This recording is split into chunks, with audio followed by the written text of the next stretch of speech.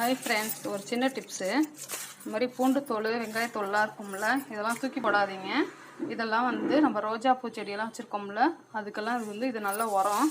இது மாதிரி நீங்கள் எடுத்து அதுக்கு செடிக்கு அப்படியே மேலாவில் மண் மேலே அப்படியே தூவி விட்டு பாருங்கள். அதுக்கப்புறம் அதை மக்கி நல்லா நம்மளுக்கு பூ நிறைய எடுத்து கொடுக்கும்.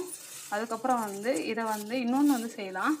இந்த பூண்டு தோல் மட்டும், வெங்காயத்தோல் வேண்டாம், பூண்டு தோல் மட்டும் எடுத்து நிறைய நம்ம உரித்து வச்சுட்டோம்னா, நம்ம கொஞ்சம் நிறைய எடுத்து வச்சதுக்கப்புறம் நம்மளுக்கு கொசுக்கு இது புகை போட்டோம்னா கொசு வர அளவு நம்ம வீட்டில் இருக்காத. நீங்கள் இந்த மாதிரி ட்ரை பண்ணி பாருங்கள்.